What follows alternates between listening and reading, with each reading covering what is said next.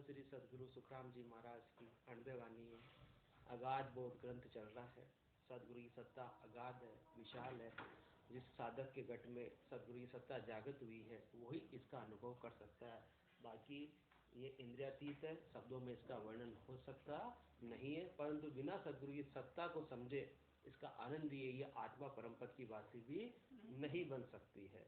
तो महाराज समझा रहे हैं अपने को अगाध बोध ग्रंथ के माध्यम से अन्य भक्ति और ये केवल की भक्ति में कितना भारी फर्क है, अंतर है। उस केवल की भक्ति की कितनी महत्वता है। जिस साधक के घट में ऐसा सदगुरु का सत्ता जागृत हो जाती है, निज नाम जागृत हो जाता है, तो उसको असीम आनंद की प्राप्ति होने लगती है, शाश्वत आनंद की प्राप्ति होने लगती है। उस आनंद का वर्णन हो सकता नहीं। परंतु फिर भी सदगुरुदेव अपने को संसार का उदाहरण देकर समझा रहे हैं। शब्द सुख भारी गढ़ ऊपर एक नकल कहूँ तो इंद्री तेज भग संग किया ओ सुख नित दिन होई। जीवन मंडल में शब्द का 24 घंटे अखंडित रूप से आनंद साधक को आता रहता है।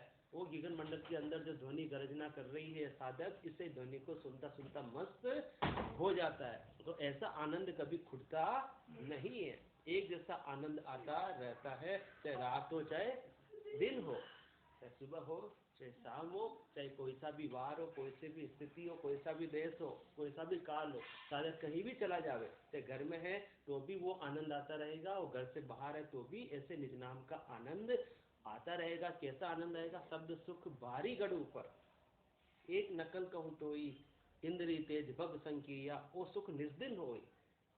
जैसे कि स्पर्श इंद्री का संग करने पर आनंद की अनुभूति होती है, सुख की अनुभूति होती है, इसी प्रकार से ऐसा सुख रात और दिन साधक को निज नाम के माध्यम से आता रहता है। रात दिन सूता चल बैठा नेक जोल नहीं खावे, एक रस तेज सदा सुख भारी महिमा कहतन आवे। ये सुख निर्दिन होई, रात और दिन 24 घंटे एक जैसा आनंद की प्राप्ति होती है। चाहे साधक सो रहा हो, रात में तो सबको सोना ही पड़ता है, शरीर का धर्म है।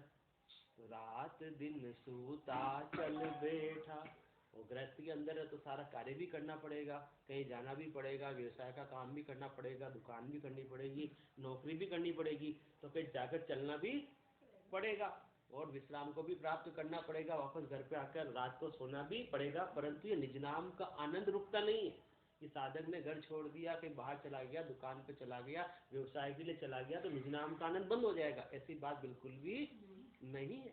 तभी तो ये राजयोग है, वरना जब तक कर रहे हैं तब तक उसका प्राप्त हो रहा है। वो तो मजदूरी मिल रही है, मेहनताना मिल रहा है, परंतु राजा को कुछ भी करना नहीं पड़ता है, बैठे बैठे सारा काम उसका होता रहता है। इसी प्रकार से राजयोग के अंदर ऐसी केवल की भक्ति में रात और दिन बिना किए हुए, बिना बाहर की करने के साधक को गढ़ के भीतर ही आनंद की प्राप्ति होती रहती है। रात दिन सूता चल बैठा नेक जोल नहीं खावे, एक रस तेज सदा सुख भारी महिमा कहतन आवे। संसार का अपने को सुख प्राप्त करना है तो बहुत ज्यादा मेहनत करनी पड़ती है, परिश्रम करना पड़ता है, पचाई करनी पड़ती है, तब जाकर माया का सुख प्राप्त होता है। हट के बिना माया का सुख भी प्राप्त नहीं होता। परंतु यहाँ तो कुछ भी पचाई करने की आवश्यकता नहीं है, इंद्रियों का दमन करने की आवश्यकता नहीं है, बाहर के किसी साधन और सामग्री की आवश्यकता नहीं है, कोई पैसा खर्च करने की भी आवश्यकता नहीं है। ऐसा सदगुरुदेव मेहर करते, दया करते, कृपा करते, ऐसा निज नाम जागृत हो जाता है कि रात दिन सूता चल बैठा नेक जोल नहीं खावे, देव लागे टूटे नहीं, उठ बैठ कर काम प्रेम भगत सुखराम कह वाह बख्शी सतराम। सदगुरुदेव ने ऐसा अपने को ऐसा प्रेमा भक्ति बख्शिश कर दी है कि अब तो उठ रहे हैं, बैठ रहे हैं, खा रहे हैं, काम कर रहे हैं, कुछ भी कर रहे हैं, वो लिव परमात्मा से लगी हुई है, तार परमात्मा से जुड़ा हुआ है, कनेक्शन परमात्मा से जुड़ा हुआ है। और एक बार जो लिव लग गई वो टूटने वाली नहीं है। तभी तो ये राजयोग है, तभी तो इसको कहते हैं कुदरत कला। कुदरत कला नाम इसी को, कोई जन जाने नाई, करनी बिना किया बिन साजन, लिया आदि कर जाएंगे। भाई जिसको करना पड़े वो कुदरत कला हो सकती नहीं, वो तो करनी और कर्म में आ जाता है। और करनी कर्म की कहाँ तक की पहुंच है? करनी किया कशाबो काया, सब फलदायक कीना, कै सुख राम नाव बिन रटिया, फिर 84 दीना। करनी करेंगे, काया को कसेंगे, इंद्रियों का दमन करेंगे, पचय करेंगे, उससे फलों की प्राप्ति तो हो जाएगी, परंतु 84 मिटने वाली नहीं है। सब फलदायक ही ना, फलों की प्राप्ति हो जाएगी। जो भी संकल्प लेके अपन करनी करेंगे तो उसका फल तो मिल जाएगा, परंतु ये आत्मा का जन्म मरण छूटने वाला नहीं है।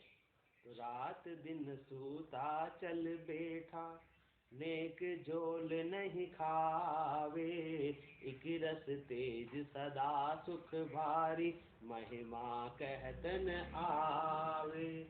अब बिना करने के ऐसे असीम आनंद की प्राप्ति हो रही है जो लाखों करोड़ों रुपए खर्च करते हैं फिर भी मिलने वाला नहीं। इसीलिए महिमा कहते न आवे।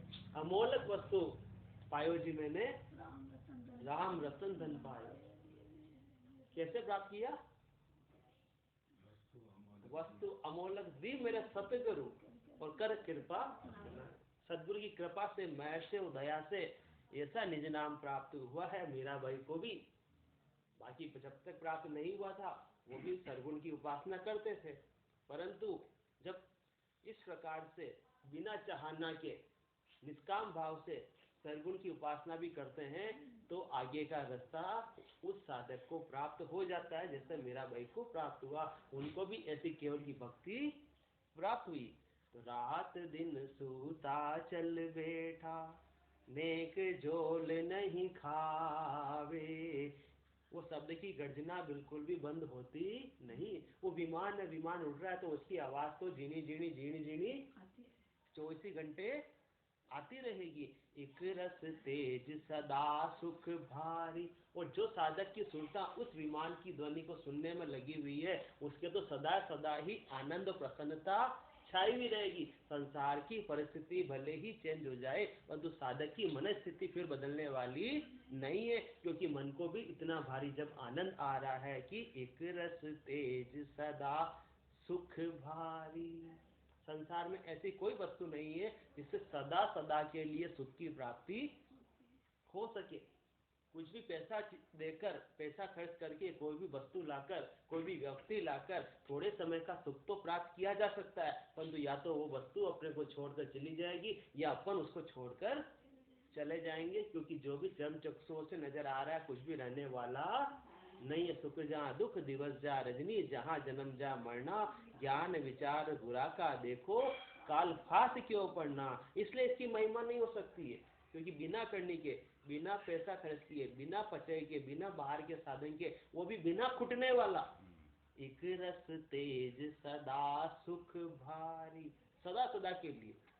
परिस्थितियां भले कितनी बदल जावे परंतु ये आनंद खुटने वाला नहीं है। वो भारी आनंद कभी भी खुटने वाला नहीं है। रात को भी उठ गए, नींद कभी भी उड़ गई और सिमरन की बेला कसी, खा भागण को बार, जब चेते सुखराम कर तभी लेवे संभाल। ऐसा ये आनंद की प्राप्ति होती है। हाजिर सु हाजिर खड़ा, जब देखो तैयार, गाफिल गेला ज्ञान बिन कुटीजे संसार। तो संसार तो कुटीजने में आ रहा है, थोड़े थोड़े संसार के सुखों के लिए उपाय करने में लगा हुआ और सुख टिकते नहीं। तो इक रस तेज सदा सुख भारी, महिमा कहतन आवे।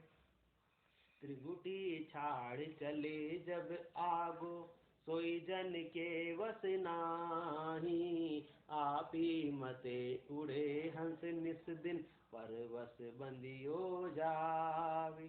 त्रिगुटी में ऐसा भारी आनंद की प्राप्ति हो रही है, अब उसको छोड़कर, क्योंकि निज नाम का पराक्रम तो क्या है, निज नाम का विड़द है कि वो तो आगे से आगे बढ़ता रहेगा। जा विद्या जाए समाया, वो तो अमन लोक से आया, अमन लोक में जाएगा, वो रुकने वाला नहीं। अब कोई रुकना चाहे तो भी जन के बस में वो वाली बात नहीं है कि मैं थोड़ा समय का और यहाँ का आनंद लूं। या मैं आज का आज ही त्रिकुटी छोड़कर पूर्ण स्थिति को प्राप्त कर लूं, दोनों ही बातें जन के बस में नहीं है। त्रिकुटी छाड़ चले जब आगो, सोई जन के वस नाई। क्यों वश में नहीं है? क्योंकि आप ही मते उड़े हंस निस दिन, परवश बंदियो जावे। वो हंस प्रति आत्मा तो परवश हो गई है, वो तो विमान में बैठ गई है। अब विमान को जिस स्पीड से, रफ्तार से यात्रा तय करनी है, उसी रफ्तार से यात्रा तय करेगा। साधक के चाहने से, यात्री के चाहने से विमान थोड़ी देर के लिए रुकने वाला नहीं, ये अपनी स्पीड को कम या ज्यादा करने वाला नहीं है। परवश बंदियो जावे, महामाया और जोत पगरती, तहाँ लग चैन अपारा। कहाँ लग कहूँ गिनत नहीं आवे, यासु शब्द नियारा। माँ माया, ज्योति, प्रकृति के लोक तक कई तरह के चैन मालूम पड़ते, कई तरह के तमाशे, ज्योति, उजाले सब अलग अलग साधक को अनुभव में आते हैं। ये सब क्या है? माया के चैन है। महामाया और ज्योत प्रगति, तहाँ लग चैन अपारा। कहाँ लग कहूँ गिनत नहीं आवे। ऐसा भारी सुख की प्राप्ति होती है, अलग अलग प्रकार का आनंद की प्राप्ति होती है, अलग अलग साधक को अलग अलग अनुभव में आता है। क्यों? क्योंकि कहाँ लग कहूँ गिनत नहीं आवे, गिनती में नहीं, वो एक ही प्रकार था, वो सबके वही मिलान हो जाए। इतना प्रकार का है कि किसको कौन सा ध्यान में रहता है, किसको कौन सा अनुभव में आता है। यासु शब्द नियारा, परंतु वो सत्शब्द को बिल्कुल इनसे अलग है। जो ज्योति नजर आ रही, जो उजाले नजर आ रहे हैं, जो खुशबू आ रही है, वो सत्शब्द नहीं है। ये सत्शब्द की वजह से है, परंतु ये सत्शब्द नहीं है। कहाँ लग कहूँ गिनत नहीं आवे, यासु शब्द नियारा। विमान में बैठे हुए बाहर के नजारे नजर आ रहे हैं, तो वो बाहर के नजारे विमान तो नहीं है, विमान तो बिल्कुल अलग ही है, जिसमें ये हंसवती आत्मा बैठी हुई है। दिन दिन चढ़े अगम दिस जावे, पाछो नेकन जोवे। हंस को पकड़ कियो मुख आगे, आत्म पाछो रोवे। दिन दिन चढ़े अगम दिस जावे, ये तो जैसे जैसे स्वयं प्रकाशमान है, स्वयं गतिशील है, शब्द तो आगे से आगे उत्तरोत्तर वृद्धि को प्राप्त करता है, अपनी मंजिल की ओर बढ़ता जाता है। दिन दिन चढ़े अगम दिस जावे, किस दिशा में जाता है? अगम दिश में जाता है, अगम देश की तरफ वो आगे बढ़ता है। पाछो नेकन जो वे, जहां तक की यात्रा कर ली है, उससे वापस रिवर्स कभी भी आने वाला नहीं। जिस प्रकार से साधक के किसी भी कमल को उसने पार कर लिया है, तो कोई सोचे पहले तो मेरा शब्द यहाँ था और वापस अब नीचे आ गया, ऐसा कभी भी होता नहीं है। दिन दिन चढ़े अगम दिस जावे, पाछो नेकन जोवे। हंस को पकड़ कियो मुख आगे, आत्म पाछू रोवे।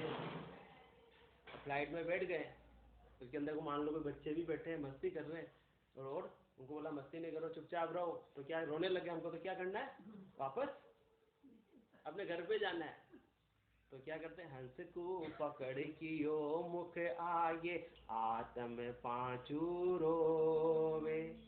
पांचों प्राण रोने लगते हैं कि हंस प्रति आत्मा अब हमको छोड़कर जा रही है। अब हमकारा बस हमारी इस पे डिपेंडेंसी नहीं रही है, आत्मा अब हमारा संग नहीं करेगी। तो सत्य शब्द की कथा सुनो या, सुन जो ज्ञानी ध्यानी सारा। 10 वो द्वार फोड़ कर निक से, नहीं कोई अटकनिहारा। ऐसी ये सत्सबद की कथा है। भागवत कथा तो मुझे सबने कितनी सुन ली ना, बहुत सारी। अन्य प्रकार की कितनी कथाएं संसार में, वांग अक्षरों का ज्ञान है, उससे क्या हो गया? मन का मनोरंजन हो गया। अन्य साधन से ज्यादा कहाँ तक की पहुंच है? हद तक की, माया तक की, और ज्यादा से ज्यादा बेहद तक की, ब्रह्म तक की पहुंच है। परंतु वहां से भी आवागमन मिटता नहीं है। परंतु ये सत्सबदी है जो हद और बेहद से परे अगम देश की प्राप्ति करा सकता, और किसी भी भक्ति में और किसी भी करनी में ऐसा पराक्रम नहीं है जो 10वें द्वार को फोड़कर बाहर निकल सके। तो इतनी महत्ता है कि सत्य शब्द की कथा सुनो या, सुन जो ज्ञानी ध्यानी सारा। जितने भी ज्ञानी है जो 52 अक्षरों का ज्ञान करते, 7-7 दिन तक कितनी कथाएं सुनाते, 1-1 महीने तक कथाएं सुनाते, 1-1 साथ पर 1-1 घंटा बोल लेते हैं, वो सारे ज्ञानी भी सुन लो। इससे आपका आवागमन मिटने वाला नहीं। हाँ, अभी मन का मनोरंजन हो जाएगा, खूब ठाट बाट हो जाएंगे, खूब चढ़ावा आ जाएगा, सबका दिल राजी हो जाएगा, सबका मिलना हो जाएगा, और साथ में रोज रोज अच्छे अच्छे जीवन भी मिल जाएंगे, परंतु इससे आत्मा का कल्याण होने वाला नहीं। आत्मा तो भूखी की भूखी ही रह जाएगी, वार की वार ही फिरती फिरेगी। आज तो शरीर को सब अच्छा लग रहा है, आज तो कुछ नहीं मालूम पड़ रहा है, मगन मतवाला हो, पर जा दिन उपराड़े लाए पड़ेगी, ता दिन खबरा जाने ले लो। तो ये शरीर छोड़कर ये आत्मा चली जाएगी, उसके बाद में इसका क्या होगा, क्या खाएगी, इसका परवाह किसी को नहीं है। तो सत्य शब्द की कथा सुनो या, सुन जो ज्ञानी ध्यानी सारा। सामान्य जन तो सुनो ही सुनो, परंतु ज्ञानी को स्पेशल बोल रहे हैं, 52 अक्षरों के ज्ञानियों को, विद्वानों को, पंडित को, जो समझते हैं कि हम जो कर रहे हैं उससे हमारा कल्याण हो जाएगा, हम परम मोक्ष की प्राप्ति कर लेंगे, परंतु होने वाली नहीं है। वो ध्यानियों को भी सुनो, जो निर्गुण की उपासना कर रहे हैं, ध्यान लगाते हैं, सांसों को ऊपर चढ़ाते हैं, परंतु उनकी पहुंच भी कहाँ है, 10वें द्वार के हेटे हेटे नीचे नीचे तक की पहुंच है। 10वें द्वार पर जाकर उनकी आत्मा भी अटक जाती है, और वहां अटक गए तो फेल ही कहलाता है। इतना ऊपर गए, कहाँ तक, 99 का सांप काट गया और वापस से 4-5 पर नीचे आ गए। इसलिए दूसरे के लिए बताए, दांते कला सकल सब झूठी, मोख न पहुँचे कोई, आवागवन मीटे हंस की, जो ब्रह्म जैसा होई। सत शब्द की कथा सुनो या, सुन जो ज्ञानी ध्यानी सारा। 10वों द्वार फोड़ कर निकसे, नहीं कोई अटकण हारा। ये क्या करता, 10वों द्वार फोड़ कर निकसे, 3 लोगों की बाउंड्री को पार कर निकल जाता है। 3 लोगों के जेल को तोड़ने की ताकत किसी में नहीं, बाहर निकलने की ताकत किसी में नहीं है, परंतु ये शब्द इतना जोरावर है कि इसके सामने सारे फेल हो जाते हैं। 52 गादी ऊपरे, पुरुष फिरे कहूँ एक, वो सुको सागर प्रेस्ता, आवे पुरबरा लेख, आवे पुरबरा लेख, जनाकू ले जावे, बड़ो पुरुष तब तेज बाट अटकन नहीं पावे। सुखराम काटपन जीव का, तारे हंस अनेक, 52 गादी ऊपरे, पुरुष फिरे कहूँ एक। तो सत्य शब्द की कथा सुनो या, सुन जो ज्ञानी ध्यानी सारा। 10वों द्वार फोड़ कर निकसे, नहीं कोई अटकण हारा। इस विमान को कोई रोक सकता नहीं है। यदि अपन सड़क मार्ग से जाएंगे तो कोई भी रोक लेगा रास्ते में, परंतु बॉर्डर पर अपने को रुकना पड़ेगा, परंतु ये विमान को कोई भी रोकने वाला नहीं है। ये तो 3 लोकों के बॉर्डर को पार करके 4थे लोक में पहुंच जाता है। बाकी अन्य साधन कितने भी कर लो, पूरब की साधना के सारे 10वें द्वार पर जाकर अटक जाते हैं, वापस वहीं से रिवर्स हो जाते हैं। इसलिए जन्म मरण मिटता नहीं, रहते 3 लोकों के, 3 लोकों में इतने ऊपर जाने के बाद में भी जब तक 3 लोकों से परे नहीं जाएंगे तब तक तो आवागमन मिटेगा नहीं, क्योंकि 3 लोक भवन चतुर्दश एक काल को ग्रासा, सतजनु महर बिना नहीं छूटे, जन्म मरण भव त्रासा। जब तक 3 लोकों में है तब तक तो किसका ग्रास बनेंगे, काल का ग्रास बनेंगे, और जब तक काल के एरिया से बाहर नहीं जाएंगे तब तक तो जन्म मरण का चक्र चलता रहेगा। तो 10वों द्वार फोड़ कर निकसे, नहीं कोई अटकण हारा, और जोग सब फिर आवे। दूसरी अन्य साधन में 10वें द्वार लग जाई, से हंस सकल आप बल चढ़ है, ताते अटके भाई। अन्य साधन करने वाले, पूरब की साधना वाले, सांख्य योग वाले, अष्टांग योग वाले, वो भी साधना करते हैं। वो साधना करके और जोग सब फिर आवे, कहाँ तक पहुंच जाते हैं? 10वें द्वार लग जाए, पर वहां जाकर अटक जाते हैं। क्यों अटक जाते हैं? क्योंकि से हंस सकल आप बल चढ़ है ताते अटके भाई। वो अपनी करनी से, अपने बल से श्वासों को चढ़ाकर, इंद्रियों का दमन करके, पचय करके यहाँ तक की उन्होंने पहुंच की है। तो यहाँ तक तो पहुंच गए, परंतु इससे आगे 10वें द्वार को फोड़ने का पराक्रम किसी में नहीं है, एक सत्सबद के अलावा। अब ऐसा सत्सबद जिसके पास नहीं है तो 10वें द्वार को फोड़कर बाहर निकल सकता नहीं है। तो वहां जाकर वापस से रिवर्स आ गया। तो से हंस सकल आप बल चढ़ है ताते अटके भाई। आगे कहो कौन बल जावे वो तो देश नियारो। माया ब्रह्म एक नहीं जानो जू जुग ज्ञान पियारो। कौन सा मार्ग है अन्य भक्ति का? सड़क मार्ग है। तो सड़क मार्ग से कहाँ तक चले जाएंगे? विदेश जाना है अपने को। आगे कहो कौन बल जावे वो तो देश नियारो। अपने ही देश के अंदर यात्रा करनी हो, 3 लोकों में ही यात्रा करनी हो, घूमना हो, तो अपने बल से सड़क मार्ग से तो अपन जा सकते हैं।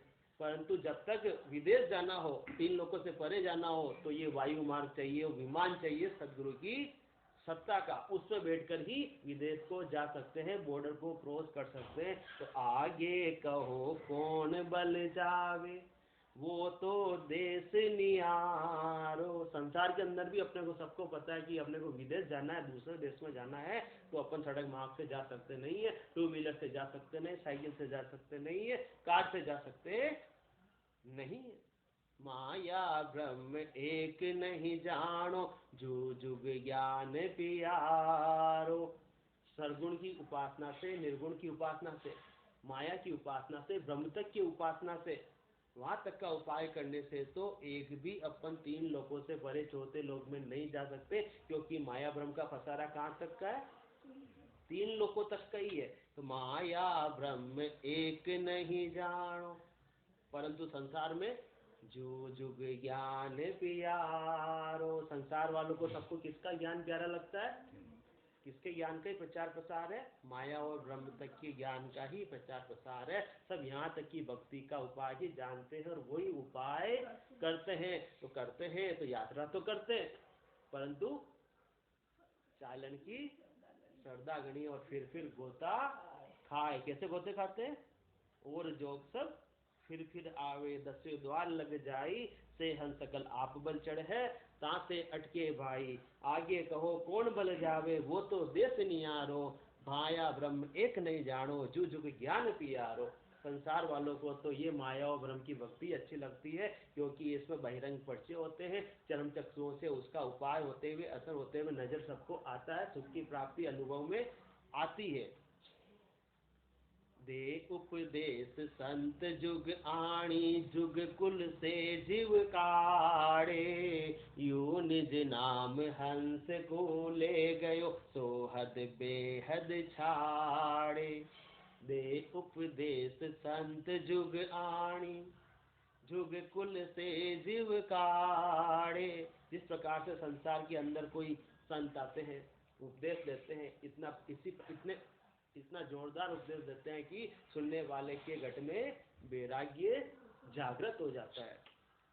और वो जिसको वैराग्य जागृत हो जाता है तो उसको क्या करा देते हैं? दीक्षा दिला देती है, और अपने साथ में उस कुल से निकालकर, उसके परिवार से निकालकर अपने साथ में गुरुकुल के अंदर ले जाते हैं। तो दे उपदेश संत जुग आणी जुग कुल सुजीव काढ़े।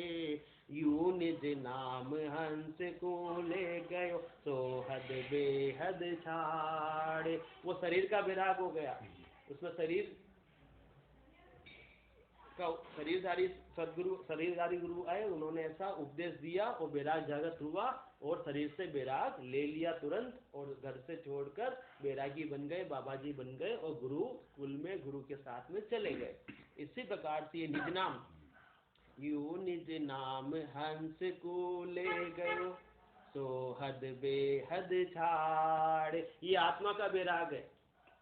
आत्मा को ऐसा सत्सबद मिल जाता, गुरु सत्सबद रूपी गुरु मिल जाता है, तो ये सत्सबद रूपी गुरु के साथ में ये आत्मा गुरुपदेश की ओर अग्रसर हो जाती है। और किसको छोड़ देती है? कुल को छोड़ देती है, माया और ब्रह्म के कुल को छोड़कर गुरुपदेश की वासी बन जाती है। यूं निज नाम हंस कूले गयो, सोहद बेहद छाड़े, नहीं नहीं बस हंस को तामे, परवश पड़ियो भाई, सतगरु महर सता गट जागी, जिणे बस कियो माई। अब हंस का बस चलता नहीं। जिस साधक के घट में ऐसी सदगुरु की सत्ता जागृत हो गई, तो वो आत्मा तो ऐसे सदगुरु की सत्ता के बस में हो गई, वो पर्वत हो गई। नहीं नहीं बस हंस को तामे, परवश पड़ियो भाई, सतगरु महर सता गट जागी, जिण बस कियो माई। अब उसका बस चलने वाला नहीं, वो परवश हो गए। जिस प्रकार से संसार के अंदर ऐसा ज्ञान सुनकर वैराग जागृत हो जाता है, तो वो साधक भी अपने बस उसका नहीं रहता, वो भी गुरु के साथ में दीक्षा लेकर चला जाता है। इसी प्रकार से ये जब आत्मा पर वैराग जागृत हो जाता है, तो आत्मा का अब बस चलता नहीं है, वो परवश होकर निज नाम के साथ में कुल से, माया और ब्रह्म के कुल को छोड़कर गुरुपदेश की ओर बढ़ जाती है। पत्थर बांध कूप में पड़ही, भोलप में विष खावे, फांसी लेर रूख सो जुरियो, जूयो जोग कहावे। पत्थर बांध कूप में पड़ गई, कोई पत्थर बांध कर अपने शरीर पे और कुएं के अंदर छलांग लगा दे, तो फिर बाहर निकलना चाहे तो निकल सकता नहीं। इसी प्रकार से जिसने ऐसा सद्गुरु की सत्ता का शरणा ले लिया, जो इस विमान के अंदर बैठ गया, वो वापस से बाहर निकलना चाहे तो निकल सकता नहीं है। वो तो अब उसको तो जो कुएं में गिरा है वो मरना ही मरना है। भोड़प में विष खावे, कोई भोड़प के अंदर विष खा लेता है, पता नहीं है, और कोई चीज को जो विष है और उसको खा लिया, तो अब उसको तो मरना ही मरना है। फांसी लेर रूख सो जुरियो, जूयो जोग कहावे। कोई पेड़ पर लटक गया, फांसी पर झूल गया, और उसको तो क्या करना पड़ेगा? मरना ही मरना पड़ेगा। ऐसा ये जोग है, ये पर्वत हो गया। एक बार जिसने सद्गुरु की सत्ता का शरणा ले लिया, वो तो अब जन्म मरण से मुक्ति पाएगा ही पाएगा, चौथे लोक में जाएगा ही जाएगा। अब 3 लोकों में वो रहने की यदि उसकी इच्छा है कि मैं 3 लोकों में अभी और रहना चाहता हूँ, सुख देखना चाहता हूँ, तो अब हंस के बस की बात नहीं है। महर बई सतगरु की तादिन सता उदे गट होई, जहाँ दिन तिथि लिखी केवल की, तामे कसर न होई। महर बई सतगुरु की तादिन सता उदे गट होई, तादिन तिथि लिखी केवल की, तामे कसर न होई। जिस दिन सतगुरु की महर हुई, दया हुई और कृपा हुई, किस दिन हुई? जब साधक ने अपना निजमन सदगुरु के ले जाकर सौंप दिया, और सदगुरु का निजमन रीझ गया, निजमन से निजमन पर रीझ हो गई, और उस दिन वो महर सदगुरु की हो गई। और महर होते ही क्या हुई? सता उदे गटे होई। जैसे ही सारे पूर्वाग्रह को त्याग करके, सारे अभिमान को त्याग करके, तजी मद मोह कपट छल नाना, करऊं शीघ्र ते साधु समाना, तो उस दिन क्या हुआ? महर बई सतगरु की तादिन सता उदे घट होई, जहाँ दिन तिथि लिखी केवल की, तामे कसर न कोई। और जिस दिन महर हुई, उसी समय सदगुरु की सत्ता जागृत हो गई। और जिस समय पर, जिस पल में, जिस दिन पर सदगुरु की सत्ता जागृत हुई, उसी दिन केवल पद आनंद पद में उस आत्मा को जाने की बुकिंग हो गई। ता दिन लिखी तिथि केवल की, तामे कसर न कोई। 100% महाराज फरमा रहे, की बात इसमें कोई भी फेरसार वाली बात नहीं है, अब बिल्कुल भी कसर नहीं है। जिस साधक ने निजमन ले जाकर सौंप दिया और सदगुरु के निजमन रीझ गया और सत्ता जागृत हो गई, तो समझ लो कि केवल पद आनंद पद में अब तो जाना ही जाना है, वो लेख लिखने में आ गया, वो प्लॉट आपके बुकिंग हो गया, प्लॉट नंबर आपको अलॉट हो गया, कहाँ का, अमर लोक का प्लॉट अलॉट हो गया। तामे कसर न कोई, इसलिए सिमरो राम सकल दुख बांझे, सतगुरु शरण संभाओ, सतगुरु हाथ अमर परवाना, नरतन पटे लिखाओ, ऐसा पटा लिखे गुरुदेवा, अमर आंख मुख माही, बहुरन भवजल आवे हंसा, जीवत मुक्त हो जाए। ये पराक्रम किसमें, ये सदगुरु की सत्ता में पराक्रम है। और सदगुरु की सत्ता तब जागृत होती है जब सदगुरु की महर होती है। महर भई सतगुरु की तादिन, सता उदय घट होई, जहाँ दिन तिथि लिखी केवल की, ताम कसर न कोई। बाकी 6 हदगुरु है, वो कितने भी महर कर देवे, परंतु उससे केवल पद आनंद पद की प्राप्ति नहीं हो सकती है। वो सब शरीर के सुखों की उपाय कर सकते हैं, इंद्रियों के सुखों की उपाय कर सकते हैं, 3 लोकों में फलों की प्राप्ति का उपाय कर सकते हैं, परंतु जो 7वें सदगुरु है उनकी महर होने पर ही सत्ता जागृत होगी, और सत्ता जागृत होने पर ही केवल पद आनंद पद की आत्मा प्राप्ति कर पाएगी। और जब तक केवल पद आनंद पद की प्राप्ति नहीं होगी तब तक जन्म मरण से मुक्त नहीं हो पाएगी। तो पराक्रम किसका है इसमें, सदगुरु की सत्ता का है। तो दोनों का ही महत्व है, सत्ता का भी महत्व और सतगुरु का भी महत्व है। 7वें सदगुरु मिलते हैं तब जाकर ये सत्ता जागृत हो सकती है, क्योंकि कला कलावे फिर कहावे, कला सारी एक जैसी नहीं होती है। होण काल की कला बहुत है, तो सब तजो विचारी, कला कला में फिर कहावे, जे समझे नर नारी, होण काल की कला बहुत है, तो सब तजो विचारी। तो महर भई सतगुरु की ताज, सब अपना अपना कार्य करते, माता पिता दाई नाई ब्राह्मण कंठू के गुरु खट दर्शनी, ये सब कौन है, ये सारे हद गुरु है। ये हद में रहते हुए, कौन सी हद है, 3 लोकों की हद में रहते हुए शरीर संसार के सुखों का उपाय कर सकते हैं। परंतु सदगुरु कौन होते हैं, जो सत आत्मा को सत परमात्मा में मिलाने वाली ऐसी सदगुरु की सत्ता जागृत करवा देते हैं, वो सदगुरु है। गुरु शब्द अपने आप में विस्तृत है, विशाल है। और गुरु 2 प्रकार के हो गए, एक हो गया पाठ हदगुरु का, दूसरा पाठ हो गया सदगुरु का। और या सतगुरु की पारखा सुन जो चित दे कान, केवल बिन सुखराम के भजे न दूजो आन, जे जन तारण आव्या वाका ये एणान, सुखदेव मिलता प्रगटे शिष्य में साहेब आन। तो 6 हदगुरु तो 3 लोकों में फलों की प्राप्ति करा सकते हैं, शरीर संसार के सुखों का उपाय कर सकते हैं, परंतु 7वें सदगुरु की जिस समय में महर होती है, पुण्य उदय होते तब जाकर ऐसी महर होती है, तो सत्ता जागृत होती है। और सत्ता जागृत होते ही जहाँ दिन तिथि लिखी केवल की, ताम कसर न कोई। तो सत्ता किससे जागृत होती है, हदगुरु से जागृत नहीं होती है। किससे होती है, सदगुरु से जागृत होती है। कौन से सदगुरु से, शरीरधारी सदगुरु से ही सत्ता जागृत होती है। शरीरधारी सदगुरु को निजमन ले जाकर सौंप देते और उनके बताए हुए विधि के अनुसार उनके ज्ञान को सिरोधारी करके पूरी श्रद्धा विश्वास से साधना करते हैं। तो उसी दिन जान दिन सो सिमरन लगा, निर्दिन दारोधार, कीर्तन हुआ पल धोई में जागी नाड़ विचार। बाकी 52 अक्षरों का ज्ञान तो खूब है, कितनी किताबें हैं, उनको पढ़ लो, उससे सत्ता जागृत होने वाली नहीं, क्योंकि राम कागदा ऊपर मंडे नहीं, मुख जिव्या पे आवे नहीं।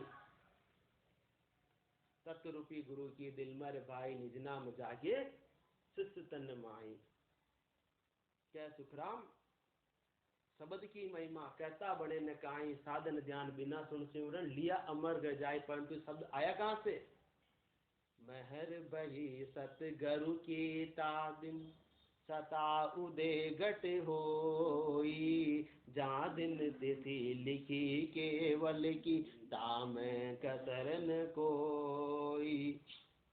अब सता उदय करने वाले ने तो बहुत अच्छा काम किया, भले का काम किया, उन्होंने कोई किसी का बुरा थोड़ी किया, या बुरा किया, फिर भी अपन उनको बुरा बोले तो अच्छी बात है।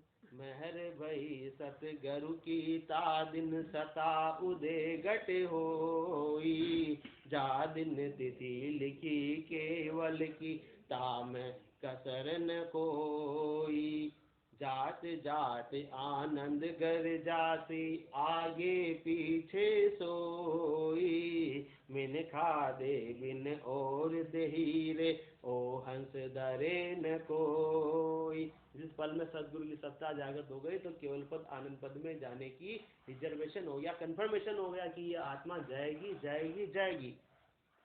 जात जात आनंद गर जासी, जो विमान में बैठ गया तो विमान तो पहुंचाएगा ही पहुंचाएगा, अब वो रुकने वाला नहीं है। कब पहुंचाएगा? आगे पीछे सोई, या तो जल्दी पहुंचाएगा या फिर लेट पहुंचाएगा। मिन खादे बिन और दही रे ओ हंस धरे न कोई।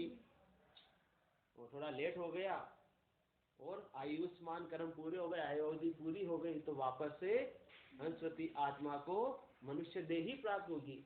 क्योंकि विमान में कौन बैठते हैं? विमान में यात्रा कौन करते हैं? मनुष्य ही यात्रा करते हैं, इसलिए वापस से मनुष्य देह ही मिलेगी। और ऐसी हंसवती आत्मा मनुष्य देह पाकर फिर से सदगुरु की सत्ता का शरणा लेकर वापस अपनी अधूरी यात्रा को पूरा करेगी। जात जात आनंद गर जासी, विमान जाएगा जाएगा, कहाँ जाएगा? अपने मंजिल को प्राप्त कराएगा, अमरलोक को जाएगा, केवल पद आनंद पद को प्राप्त कराएगा।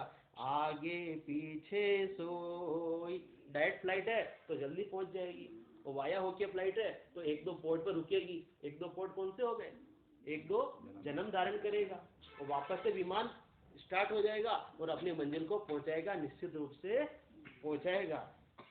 मिन खादे बिन और दही रे ओ हंस धरे न कोई, नादनी आप करे नहीं पाले तीन लोक में कोई, पार ब्रह्म लग पूछो चावे ओ ऐसो पद होई। नादनी आप करे नहीं पाले तीन लोक में कोई। अब जो विमान में बैठ गया, अब तीन लोगों की कितनी सारी बॉर्डर आ जाएगी, हाँ, तो उसको कोई रोक सकता नहीं है, कोई अधिकार कर सकता नहीं है। सड़क मार्ग से जा रहे हैं तो कोई भी अपने व्हीकल को रुकवा सकता है, परंतु ये तो वायु मार्ग है। नादनी आप करे नहीं पाले तीन लोक में कोई, पार ब्रह्म लंग पूछो चावे ओ ऐसो पद होई। क्योंकि यहाँ अपने को पहुंचना कैसे है? हद को तो पार करना ही करना है, बेहद तो भी पार करना है। हद क्या हो गया और बेहद क्या हो गया? माया और ब्रह्म तक को भी अपने को पार करना है।